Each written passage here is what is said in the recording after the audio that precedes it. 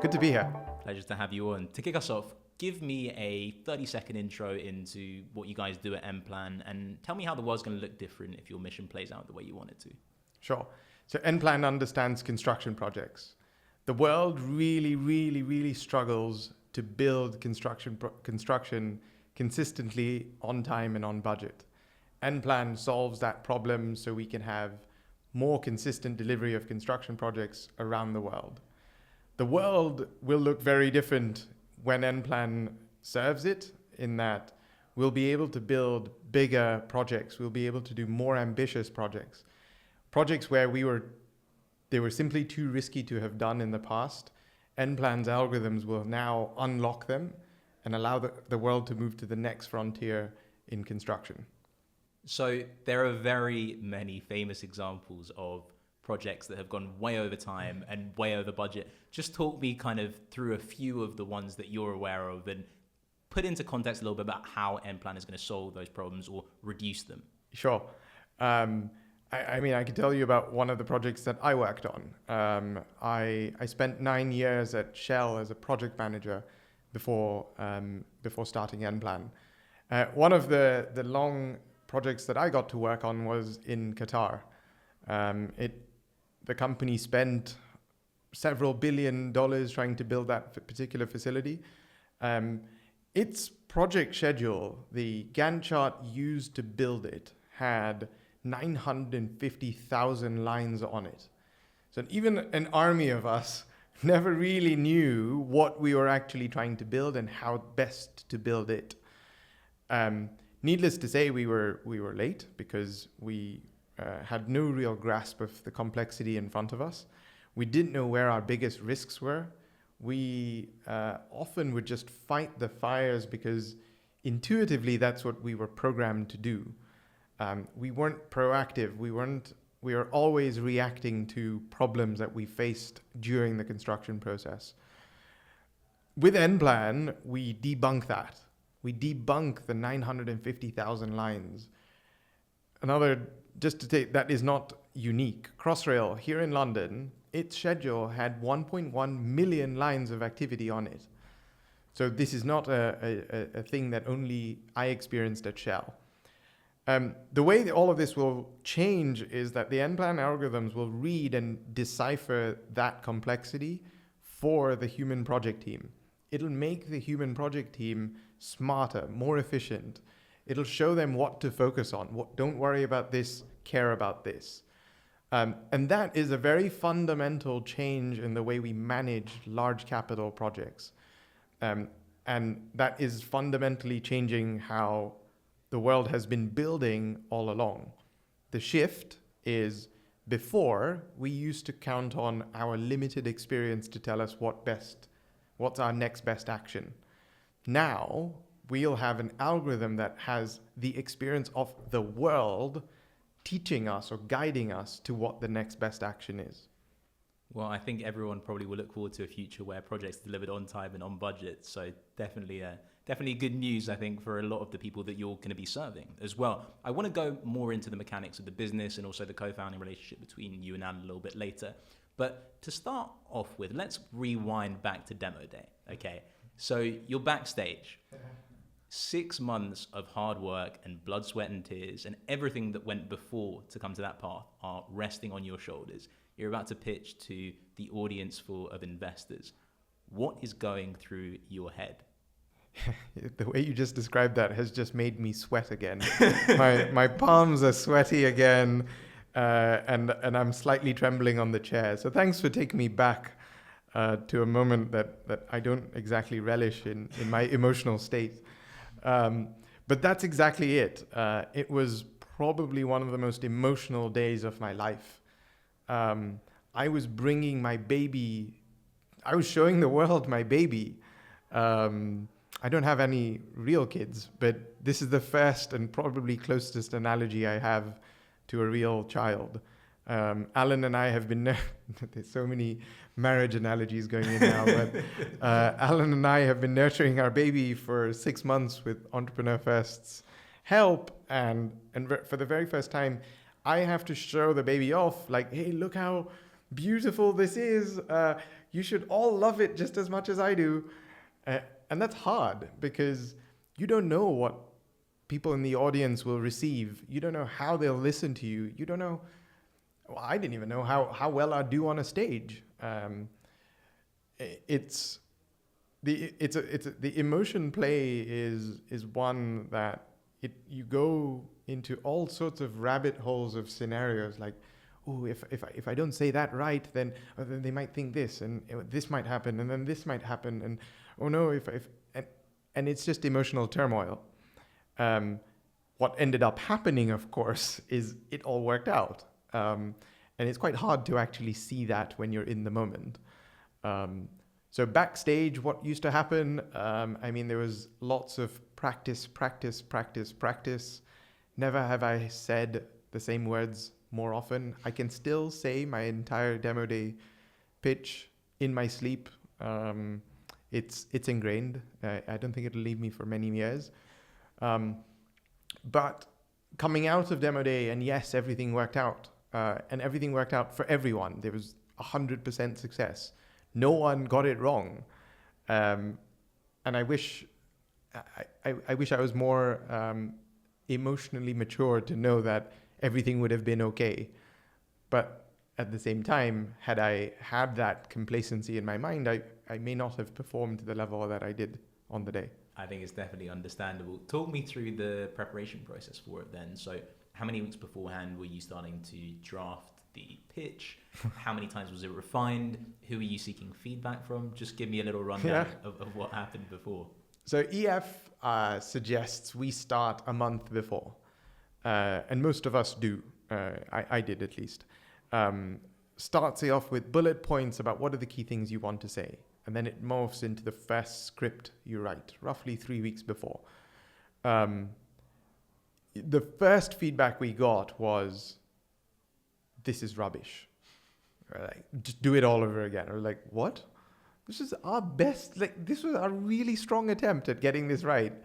No, it's rubbish. It's like, wow, okay, back to the drawing board. And that repetitive process probably happened, I don't know, it's well over 10 versions of the script. I know, jokingly, Rafi from Genie AI had 72, he was in version 72. When I last checked with him how he was doing the process, I don't know, we didn't really count how often we changed it. But the EF team were incredibly helpful at guiding us through the maze of how your words resonate into another person's mind, which is not something we, on average, think about very often.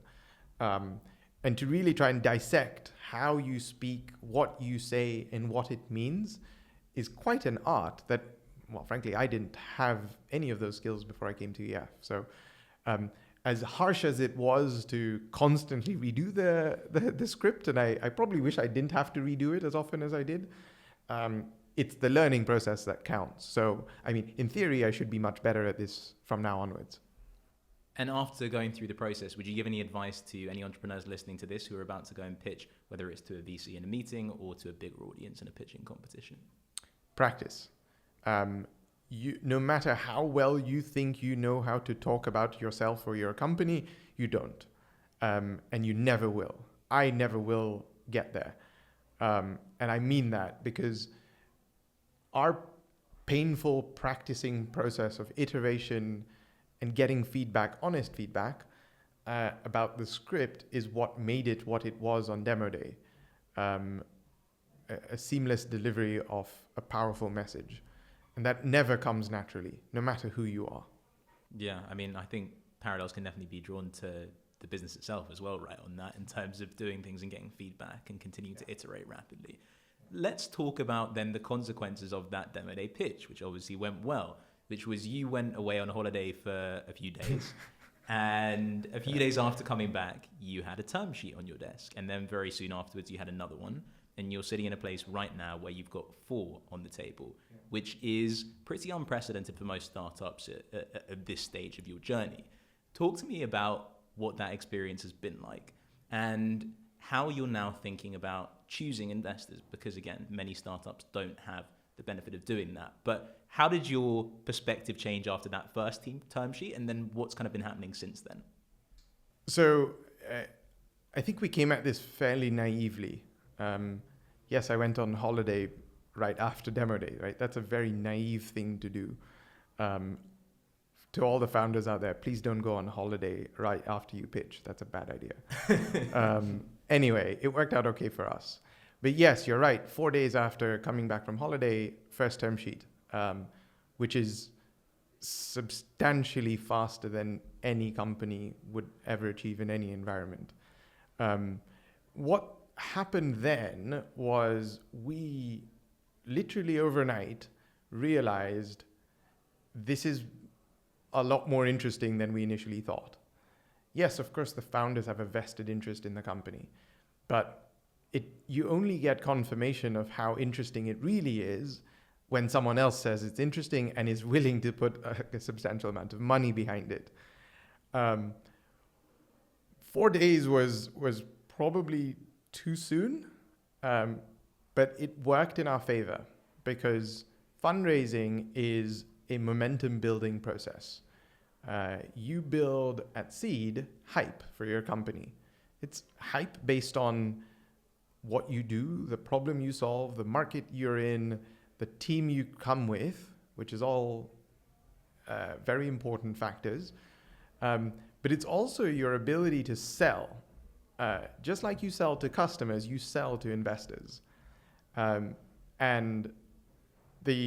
from the first term sheet to the fourth, and there's actually sort of a fifth as well, the cycle moves insanely quickly once you have number one. And when you have number one, the thought process that needs to go through your mind is this right for the company? Because just because someone wants to give you money doesn't mean it's the best thing for the business. In our case, we saw the first term sheet, we were flattered, we celebrated it, but then we started to think, what do we need for this business? What's the best possible outcome you can have for a business?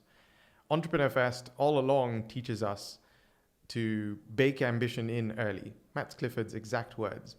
That means you start ambitious, you stay ambitious, and you just stay. It never drops. Which means no matter how good you think it is today, there might be a better. And so I could have ended term fundraising in 4 days, but we continued the journey. We found more higher quality investors giving us more term sheets at higher valuations on better terms. And we took our time to allow conviction to build. And that's a really important part about fundraising. Conviction means you, the founders and the investors, strongly feel that this is the right marriage to enter. The first marriage is the founder marriage. The second marriage is your investor marriage.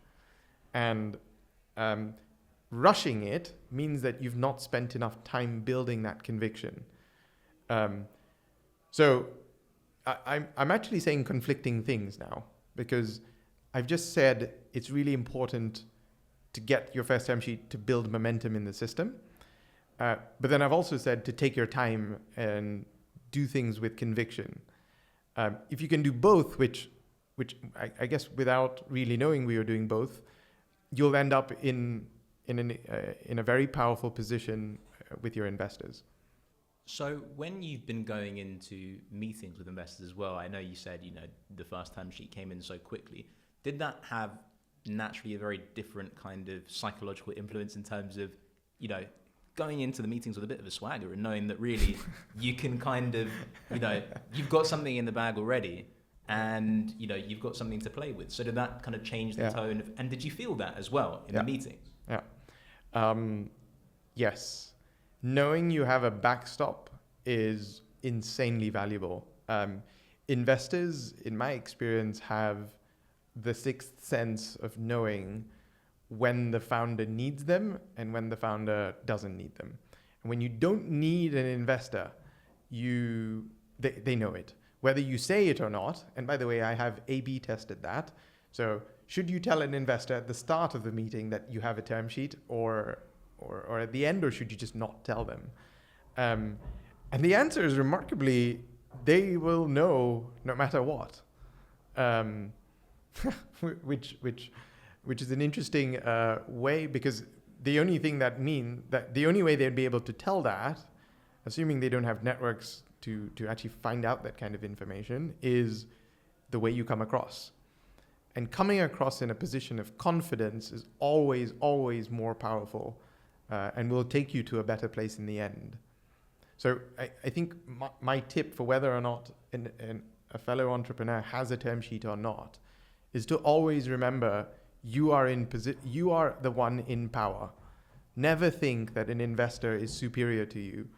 The reason is the investor probably needs you more than you need them. Capital is actually not a scarce resource. Valuable companies is an extremely scarce resource. So tell me a little bit about how your perception of the value of the business changed, and how your perspective was transformed over the course of this fundraising process after demo day. Yeah. As you talk to investors, your business will be scrutinized to the nth degree. In that scrutiny, you can prepare for some bits of it, but the truth is you can't prepare for everything. What I actually found that fundraising added in incredible amounts of value to my understanding of nPlan, which sounds wild that surely I'm the one that knew nPlan the best, which is true, I do. But the best investors are able to challenge your thinking. And as a result of fundraising, we now have identified new markets we can start to approach, from insurance to financing.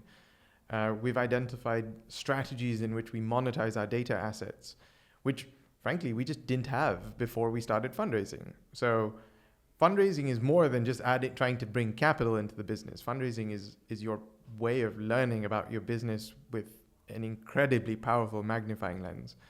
Investors are paid and are trained experts at honing in what matters.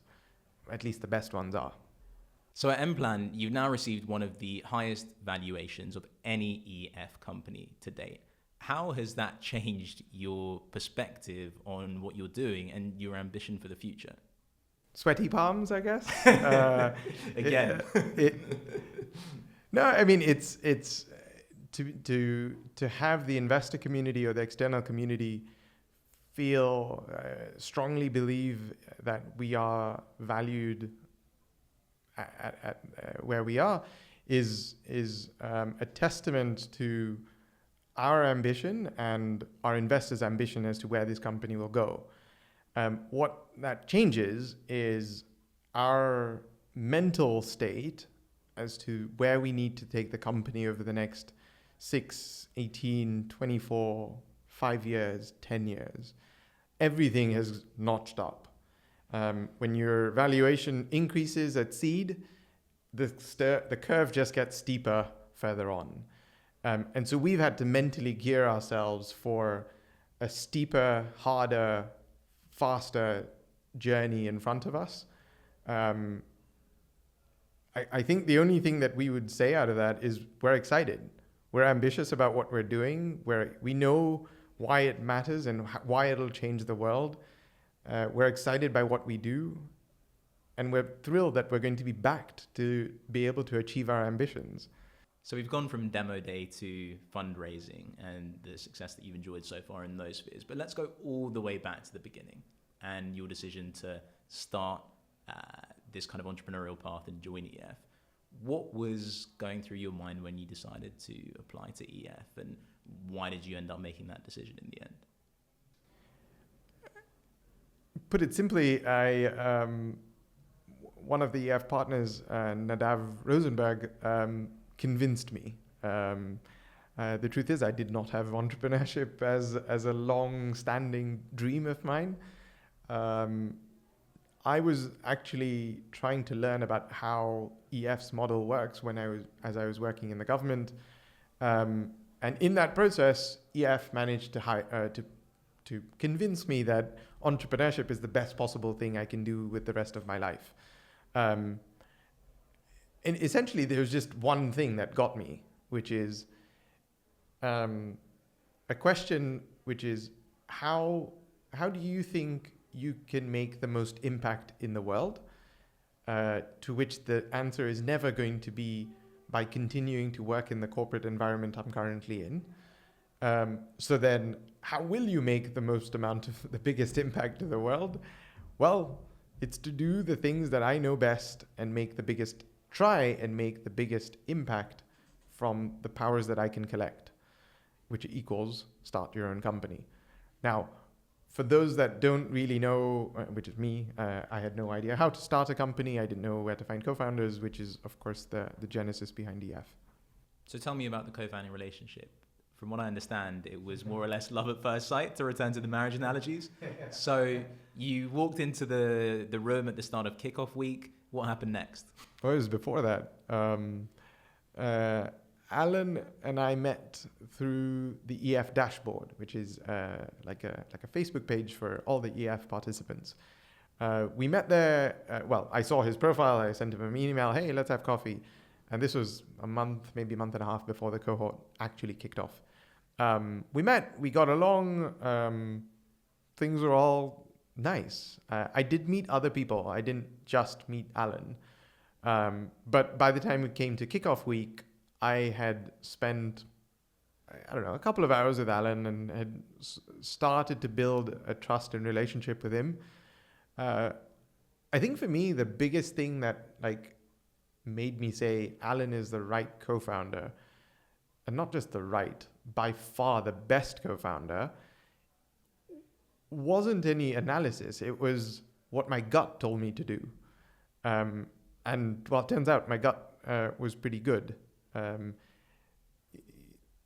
Especially for technical people like I am, to not try and analyze this part of the journey is really important. I tried to analyze the life out of it, and very quickly realized that was not the right thing to do. Just follow your gut and you'll be right.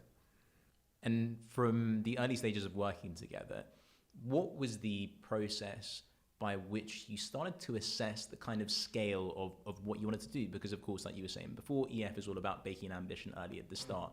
So how did you start to get a sense of the idea that what you were doing was going to be a huge company that could have a massive impact on a very large market? And what were the little things you were doing to test that in the customer development process, or sort of starting to feel that out? I think it was the pace at which we attracted traction. In month 3, we had a verbal commit from High Speed 2, the £56 billion train line project in the UK, the largest project that this country has done since the Victorian era. In month 3, we had a verbal commit that they would pay us over £100,000 for our services. We're like, we don't even have services. So this is mad. That the only reason that payment or that contract was offered to us was indicative of the value we create. When we made that business case, which got approved, the consensus around the table is that for that single project, we could save them between £1 and £4 billion. That's one client. And then we're like, right, yes, this might mean a lot for a lot more people now. And it did. Our traction speaks for itself, in which a market that is generally perceived to be not open for innovation or very backward in innovation is suddenly taking on a very deep and complex technology stack that we at nPlan have developed. How useful has advice from third parties, advisors, people at EF been for you on your journey so far? I think there are really two types of advice. You get advice that is impartial and partial. What we've discovered along this journey is that to find advice that is impartial and honest and that you would respect and absorb is rare. There have been many occasions in which we've had to filter out advice. The key is to be able to know when you're not getting useful advice or advice that you can actually absorb to do something with. the only way you overcome that is building relationships. Advice is functionally related to a relationship. If you don't have a relationship, you shouldn't really be getting advice. It's an interesting perspective. I'm sure we could go on for a long time, Dev, but in the interest of time, let's finish up and go back to the process of sort of jumping off a cliff. So I know you mentioned that entrepreneurship had, metaphorically rather than literally, of course. I know you mentioned that entrepreneurship hadn't really crossed your radar until you started to look into the EF model, etc. And that the thing that ultimately clinched it for you was thinking about what the best way to maximize your impact was, essentially. But I also imagine that there were certain things that were holding you back and that you were going back and forth. What were the doubts in your mind? And what would you say more broadly to people listening who are also on the fence about starting a company, not necessarily with EF, but more broadly, making that leap and trying to scale their ambition effectively? Yeah, so I'll be very transparent. My biggest concern was leaving my 6-figure salary. 6 figures gives you a very comfortable life anywhere in the world. And put it simply, entrepreneurship does not give you that. I do not earn anywhere close to 6 figures anymore. But that means more. Or there is more to the sacrifice than just money. In my case, there was a significant monetary sacrifice that I made. The other sacrifices to think about are what it'll mean for your personal life. My personal life had to be well aligned to making the jump. And what I mean by that is, I'm not saying you can't do entrepreneurship if you have a family and a kid. That's not at all what I'm saying. There are plenty of successful founders that have done it. But your family and your personal life have to be well geared to support you on the journey. And so the thing that got me over the line to overcome those two parts was ensuring I had the right support network around me, because what you need is cushions to help you. Not cushions really, but in a bowling alley, the girders, in case you throw one into the gutter, right? You need those lines to be thrown up for you because you probably don't know how to bowl, or you're learning how to bowl. And as soon as you think you have some of those coming up, depending on how high you need to take them, go. Don't look back, don't hesitate, just go. Because that's the whole point of the girder system. And in my case, I did spend my time making sure that was ready for me, and then I made the jump. Well, I think that's some sage advice to end on. Dev, thank you so much for coming on the show. It was a pleasure talking to you. Thank you.